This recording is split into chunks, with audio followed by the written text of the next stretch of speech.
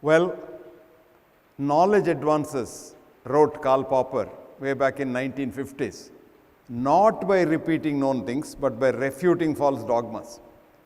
This is how knowledge advances. For example, it was said by Ptolemy in the 2nd century that the sun goes around the earth, which was followed for 500 years, up until Copernicus came and said, no, the other way around.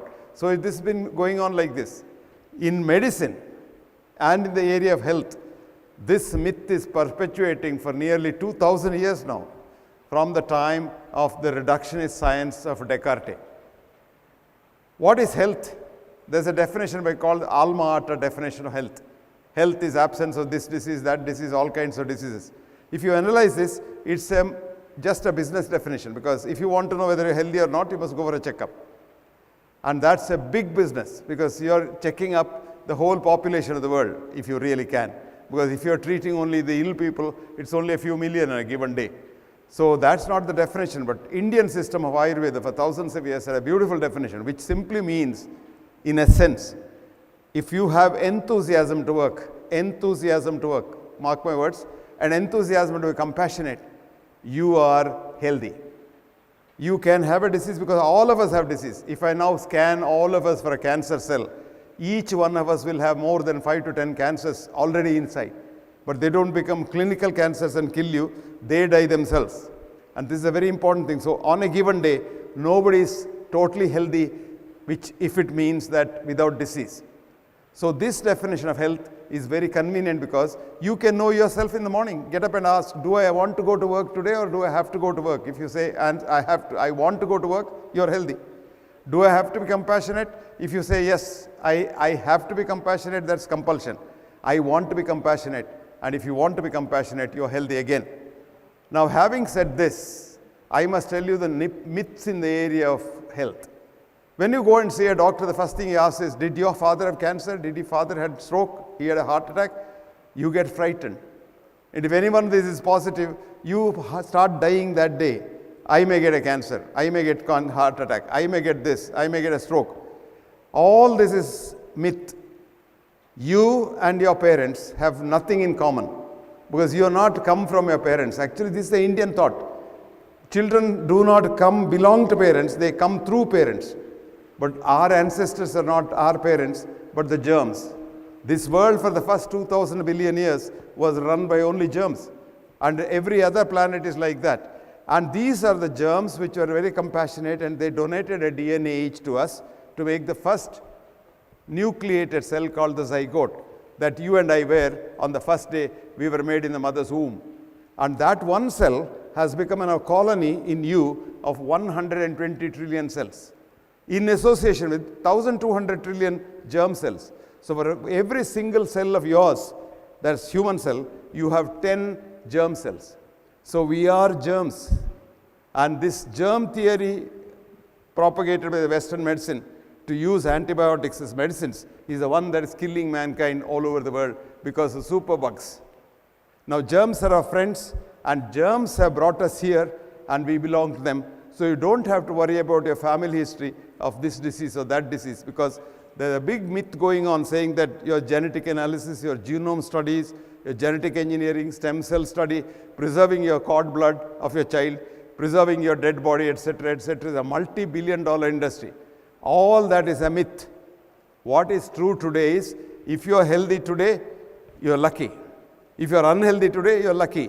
There's nothing that you can do to preserve your health or continue it. But one thing is, health is environmental. Health is not genetic. You are not inherited from your parents.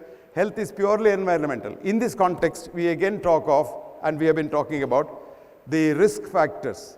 Your heart disease, your hypertension, diabetes, body weight, height, weight, mass index, your girth of the abdomen, girth of your all kinds of things we talk about. All this has been again proved wrong, because a largest study, the longest study and the biggest study, which is called the MR-FIT study, Mr. Fit study, multiple risk factor intervention trial, which went on for prospectively 25 years, showed that there isn't anything called risk factor. Even if you remove the risks by intervention, the risk, if anything, remains. So even if you whether remove the risk factor or not, the risk remains. But the only thing that can save you is change your lifestyle. This is because lifestyle is the biggest environment. What is the environment of the human body? Human body is in fact human mind only. With quantum physics, we have quantum understanding. Matter is energy, energy is matter. For such of you who don't belong to the science stream, I'll give you a nice article. Please read this. Matter is not made out of matter. That's the article. Matter is not made out of matter. Written by a man who got the Nobel Prize and the alternate Nobel Prize. Because he called E is equal to M. Energy is matter, matter is energy, as a duality. And the man has written this article so for you. And in the article he writes, I quote, he says, I am just a scientist, like a child playing in the sands, the sand time. But the Indian sages have called this Advaita thousands of years ago. And he says, that is the philosophy that runs quantum physics. And your body is a holographic projection of your mind, which is called your consciousness. And the mind is not in the brain as we think and as we practice in psychiatry. We give you drugs when you have some mental problems. These drugs go and affect the brain where the mind is not there, and the brain gets damaged. So the drugs only damage the brain and do not treat you. As a matter of fact, create more problems. But what is important is the mind is the environment of the body. I am repeating this. The mind is the environment of the body. So if you have to get any disease to the mind and to the body, it's again the mind that affects the whole thing. And if you want to get rid of it, you have to change your mind. So in short, mind your mind, and that will mind your illness and wellness. Now, what is the most important part of the mind? Your thinking. The most dangerous part of the environment of mind is arrogance, hubris. I. You know, I. You all know I. I starts illness. You just change that I into we, wellness. That's all the difference. Did you understand? The difference between illness and wellness is how you look at yourself. If you think you are the biggest man under the sun, you are always ill. Remember that. Almost all our politicians have got all kinds of illnesses. You don't know them. They take so many drugs. Now you think there is a drug for everything, so why worry?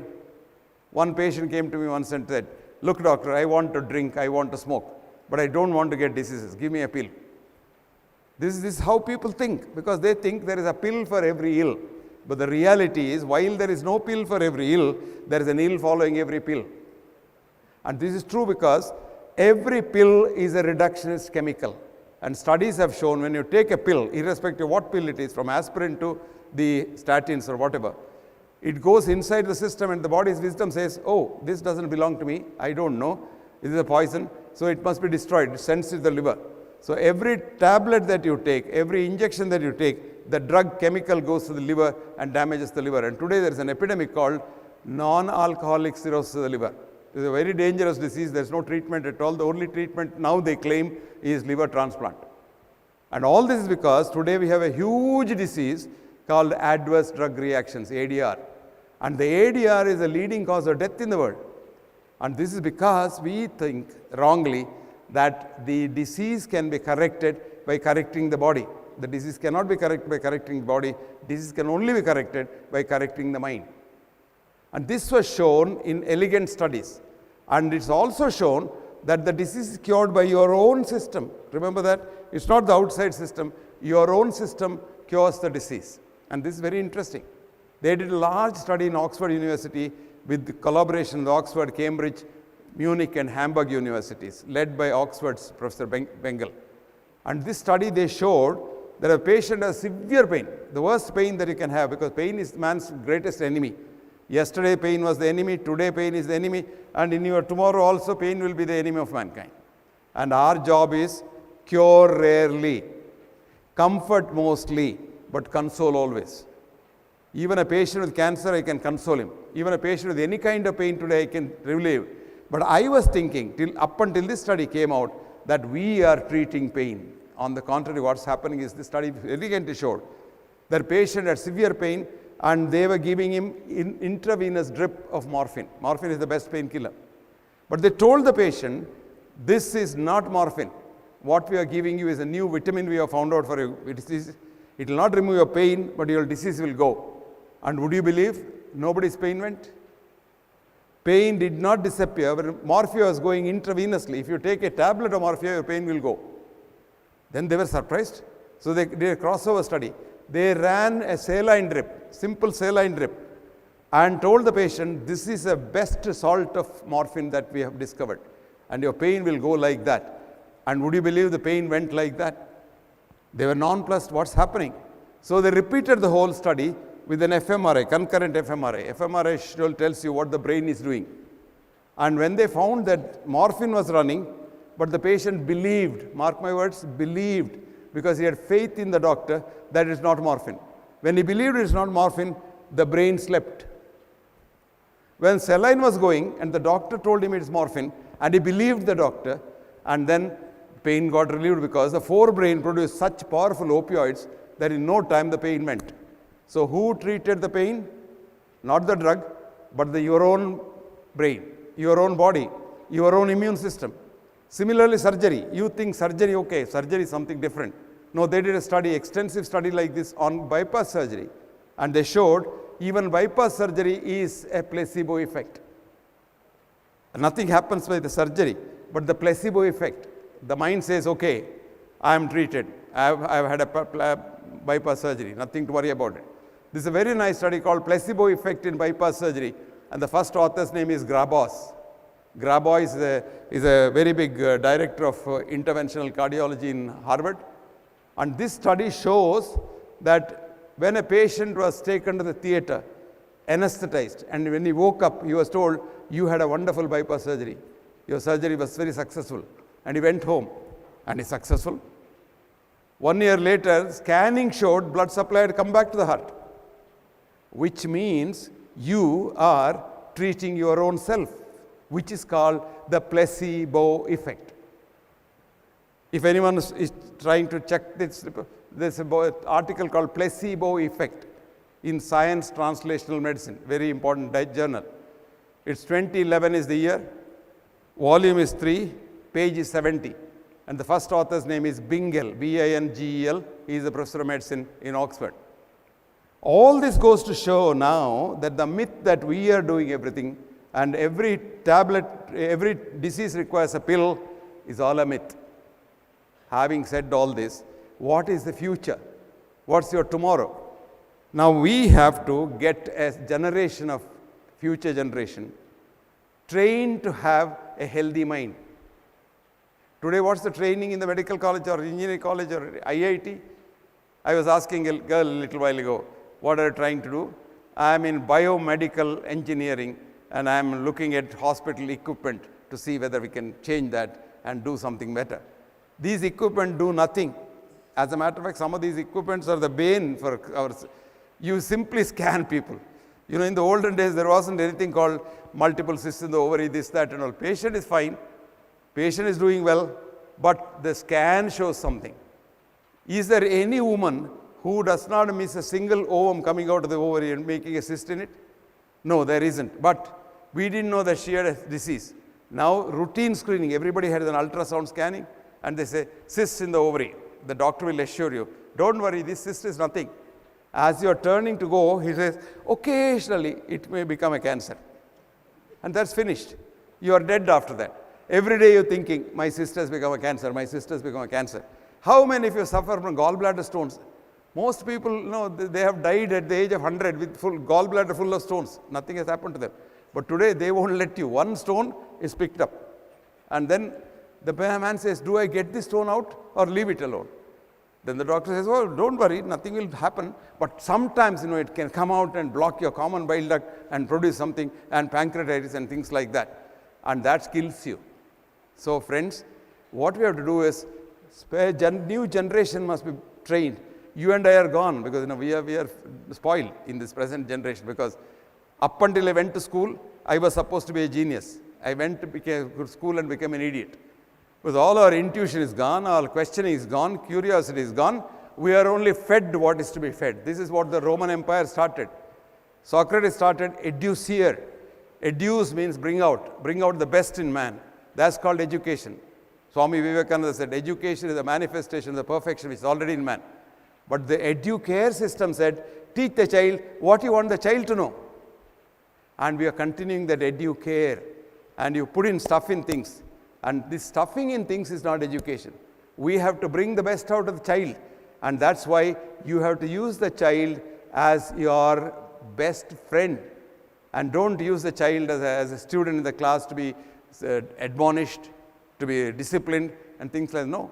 He's your friend. Leave him alone to do. I have seen a school called the Primrose School in London, where the child comes and says, today I want to swim, teacher. And the child swims. There's a swimming pool, everything is there. The child swims the whole day, doesn't matter. It gets the attendance. Another child says, I want to paint, teacher, today. So the paint is provided, everything, canvas is provided. And another child says, I want to play chess, it plays chess. Another child says, I want to go cycling, it goes cycling. And that's how a child should be groomed. But ultimately, what you should do is to have a child with a healthy mind, not just a wealthy career. Today, our aim is only wealthy career. This morning, I was seeing the paper. Our students are not now industry, they are not ready for industry from the institutions. They want to train you to fit into an industry. Supposing that industry collapses, what do you do? Education is not just training for a job. Education is making a human being out of you. And that's called education must make a healthy mind. What is a healthy mind? Enthusiasm to work and enthusiasm to be compassionate. Imagine all the 1.3 billion people in India become healthy minded. What will happen? We have so many people to work. Today, even 2% of the people don't want to work. They have to work, that's a different thing. They don't want to work.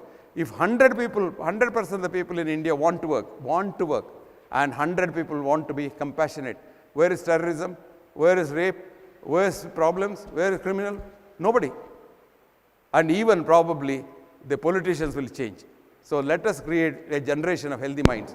And if you have a healthy mind, you have a healthy body. And that's where it is. The usual saying, in a healthy body, there is a healthy mind, is not wrong. It's the other way around. When a healthy mind and a healthy body, they reside together, diseases disappear. And you become very, very tranquil, very nice. I'm coming back to where I started. There are a lot of myths in the field of health and also in the field of diseases. Most diseases are our friends. Don't hate diseases. Love diseases. And tell the disease, let's be friends. And my immune system will cure you. And if you develop your immune system, it will certainly cure you. The whole of Ayurveda is based on this principle. And what does it say? Aptopasevi bhavet arogyam. Treat everyone as your near and dear ones. You will be healthy and the whole world will be healthy and nothing to worry about any part. Thank you very much for giving me an opportunity. It was very nice talking to you.